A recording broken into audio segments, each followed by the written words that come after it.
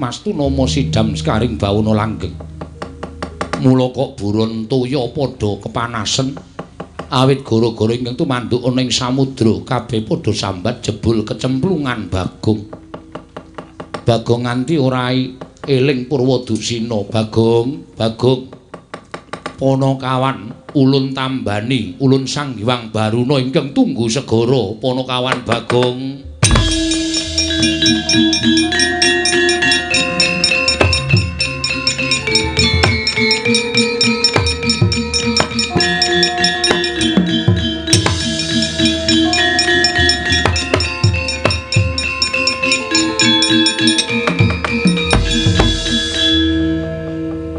Bagong, sapa iki kok ana sidat? Sidat, ulun kuwi mboya sidat. Sidat mleklat sekadat jluntut sentir. Sampean sapa sing tunggu segara wae? Wilahing. Lho malah janturan. Ulun dewa. Ngapuse? Dewa kok ula? Iya, dewa kuwi ora mawas menungsa, ora mawas kewan, ora mawas jim. Ingkang wis katarima uripe bisa didadekake dewa. Serius? Iya. Sapa kowe? Kita takon lawan ulun. Ulun apa ulin? Ulun. Ulun Sang Hyang Baruna. Jenenge ulun apa Baruna? Ulun kuwi aku. Lah iya, aku wis ngerti. Aku ki ya berarti ya termasuk ulun, dudu. Kowe kuwi kita. Aku kita, kowe ulun. Iya. Piye maksude ulun? Lho. Maksudmu? Ngene, Bagong, kita ulun jarwani. Heeh, piye, Lun? Ulun ki Sang Hyang Baruna. Wis ngerti kok tak pelurut pedhetmu kowe. Kita ora kena ngoko, kita kudu basa. Ah menungsa karo ula kok mbasani ula. Tenembungai ulun dewa. Dewa, dewaning samudra kuwi ulun. Wo, tegese sampeanku sing tunggu samudra. Iya. Ulun Bathara Baruna. Iya. Kok kula iso ning jron banyu kaya bernapas teng daratan saka daya ulun. Wo, mekaten. Iya. Bagong, nun, ngopo kita kok golek dalaning pati? Sampeyan jare dewa kok dadak takon. Dewa niku ngerti sadurunging winarah, ngerti lelakoning menungsa. Kok dadak Bagong, kita kenapa kok golek dalaning pati? Kok ya golek dalan sing kepenak wae Bagong. Kena ngopo? Mergo ora ndek biaya. Kita kuwi sembrono. Ulun ngerti apa to sababe kita golek dalaning pati. Sebab apa? Sebab kita dioyak-oyak kelawan bendara kita. Sapa? Janaka. Apa sebabe kok aku dioyak-oyak? Mergo kita diarani Nyolong Wara utawa Dewi Banowati. Terus asline pripun Pukulun? Asline kula tak takon, monggo kula ora nglakoni lho Pukulun. Asli kula ora tumindak sing ora sak mestine. Arepa rupa kula elek niku aja nganti pakarti kula elek. Rupa elek kena, ning saisa-isane pakarti kula sing apik, sing becik. Iya, kita bener. Terus pripun iki? Cara jalan keluare pripun? Ngene wae. Ngono, ngene. Ulun kita dandani. Wujud apa? Aku mau nek wujud wong elek. Aku wis elek didandani elek. Wujud Brahmana. Pendhitane enom. Ya, enom. Ulun manut lan jeneng kita. Wis gawe dandani? Ya. Ulun bakal paring busana kelawan jeneng kita. Ya, siap.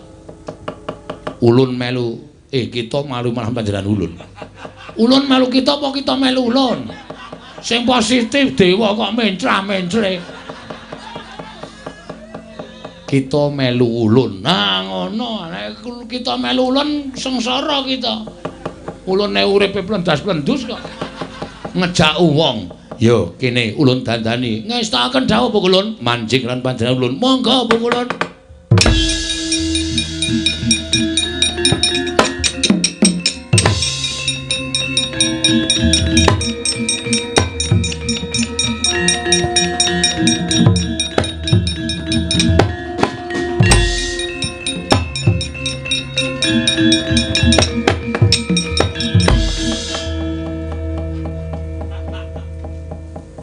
Iki aku dadi kita dadi ulun apa?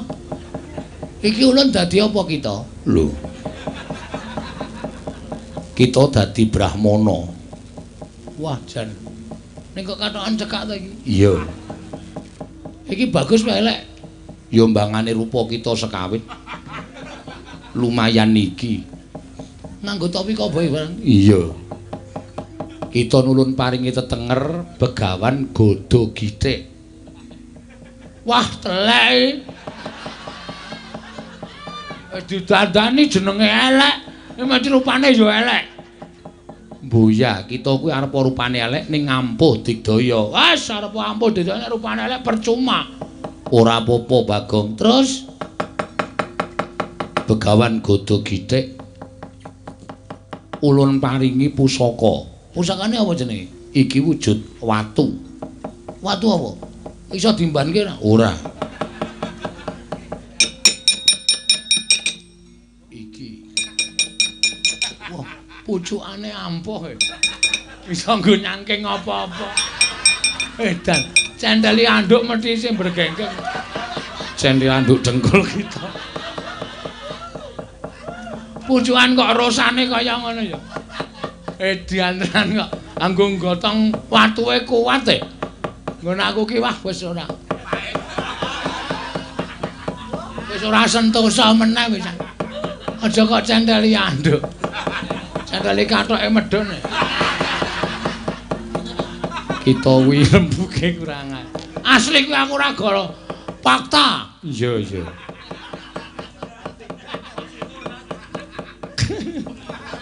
Meng kala-kala. Kala-kala sok gleleng, kala-kala sok oke orane. Iya, iya. Diantenan. Nganti asine aku wis sedih. Iya. Kita nggawa iki supaya dadi pusaka nggon kita bakal mbabar lelakon iki aja nganti jeneng kita asor. Merga saka pokale wong kang nyolong ning negara Ngastina mimba lan jeneng kita. Mengkono. Ngono ya? Inggih. Aku cemburu karo petite Cara Baruna jan ketok pengkuh banget. Kok kaya ditato. Dan ditato bolot. Iya, pantes. Gaya tenan. Arep wis tuwa ijek gleleng. Cemburu aku. Iya, iya. Terus kula lek metu saka segara, kita numpak Pethet Ulun. Ulun nuncalake kita bakal jedul saka segara. Ngestaken dawuh Pukulun.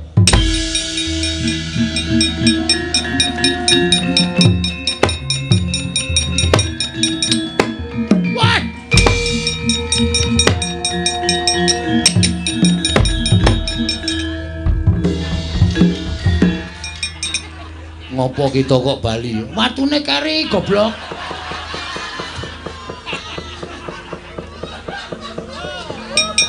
Bali kok renang banter banget. Watune kari. Iya iya. Lah kita ora nggawa kok. Wis yo. Ceninengan. Urung ditumpaki kok disanggoke munggah. Gawe. Yo ulun nuncalake. Wes.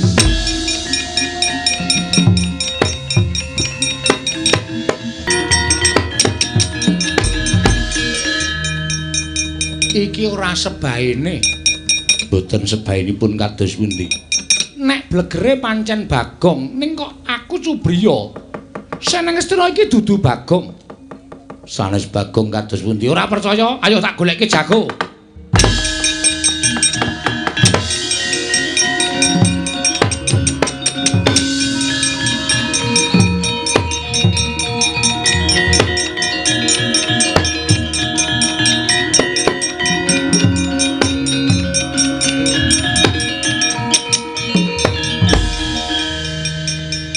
Iki sapa ana pendhita kok nuwun sewu pasuryane kaya dudu wong.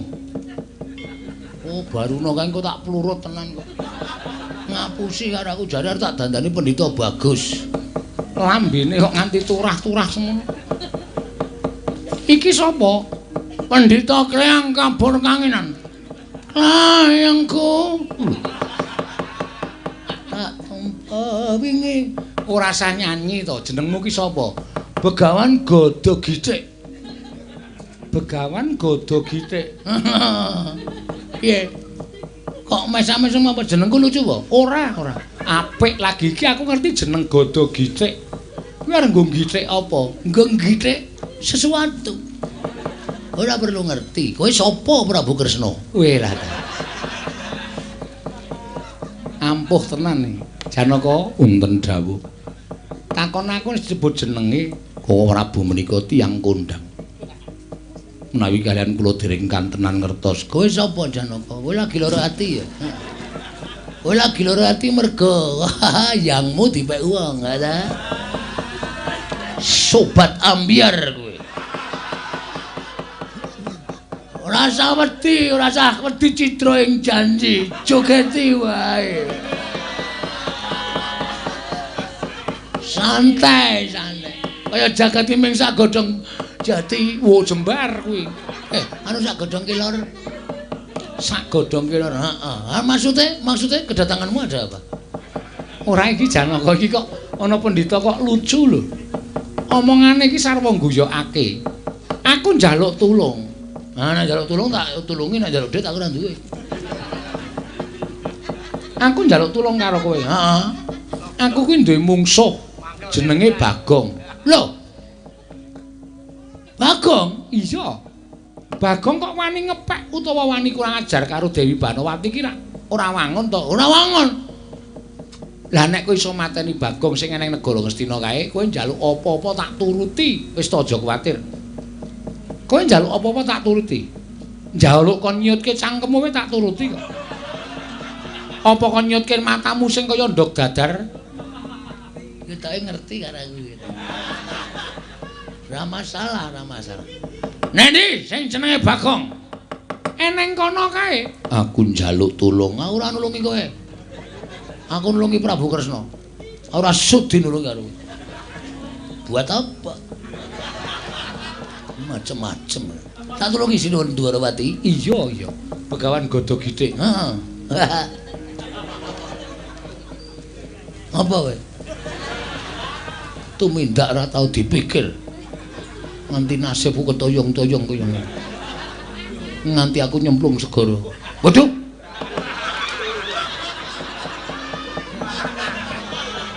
Koko Prabu. Piye? Kok pendhita niki wau bloko nyemplung segara, mongko sing kula oyak-oyak nyemplung segara menika Bagong. Lah wong kowe iki jenenge wong ora awas. Kowe kira wong ora awas to?